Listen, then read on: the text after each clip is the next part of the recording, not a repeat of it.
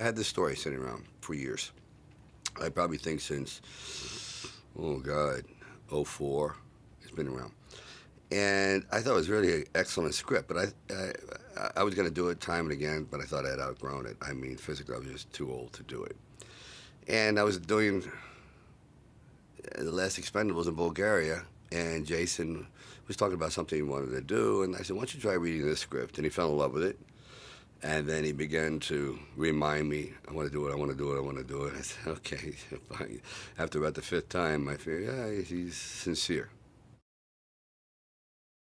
Booker is in this version, he's a transplant from overseas, and he was doing work for the American government, and actually became part of a group of very brave guys that infiltrate motorcycle gangs, and he could play the role, and he did it for years, and then he finally hit his breaking point, and he quit. And he quit also along the time around when his wife died, too. So he had a double reason for quitting. So this is a man who was trying to regain some of his past through entertaining his daughter, giving her everything she wanted, and trying to be a stay-at-home dad, which he'd never been. He was a man that's more interested in criminals than his own blood. And now that's all been reversed. And he doesn't know how to do it, really. He's just feeling his way through it. Not faking it, but going through the gestures and hoping that eventually it becomes habit of being a father. And he has a very precocious young girl. And his daughter is as sensitive as he is, as alert as he is, so nothing gets by her. And they build this really wonderful relationship until something very trite, very small. And I love stories like that, when just two kids in a schoolyard goes from that to a hellacious, epic battle of good over evil to the very end. Jason has a lot more talent than he gives himself credit for, and it's just he needed, I think, someone that knows him intimately, at least professionally, like I do, and knows that he can pull this off. And it's breaking ground, because I know that when you do a series of action films, you're called upon to play the strong, silent type, and you're not supposed to be that emotional. It's just not that kind of character, not that kind of persona he had developed. So now he had to let it out, and it's nerve-wracking. It's just uncharted waters. And the director, along with the producer, but mainly the director, got his confidence and just worked his way through it. Gary's a great director. Gary has done some extremely dramatic movies and cutting-edge films and dark indie films, and has worked with many, many Oscar-winning actors, so he knows the ropes. He's also a perfectionist and shoots a lot of film because he wants to get it right. He's an extremely competent, passionate filmmaker. That's something that Jason, I don't believe, had worked with, at least not in a long time. Gator is met through a very odd circumstance. His sister senses something is wrong with the new man in town. And she was told, because her brother's a drug dealer, that if anything ever looks a little out of place, you just come and tell me. Well, she goes, this looked very out of place. He put him down like that. She said in the book about 3 times in the screenplay, she put him down just like that. So easy. He's not a regular man. This is not normal.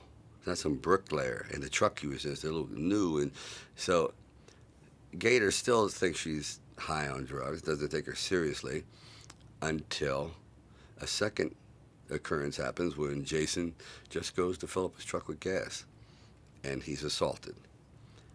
The word gets back to Gator, and then he realizes he's got something on his hands and does his own investigating. That's when the film kicks into high gear. James Franco is a guy that has multiple levels, and he can be very disturbing by his calmness and his unflappable attitude, which I think is very intimidating, as opposed to someone who's just grinding their teeth and white eyes and, always bristling with, glistening forehead. Like, that is pretty obvious. Kate Bosworth, again, fantastic. When I wrote the part, she was exactly the person I had in mind. who has that volatility. She has that uh, that not say demonic, but she has that explosive side that is almost completely irrational and dangerous and hysterical, histrionic. But she also can wind down and be very, very sympathetic. So she has those latitudes.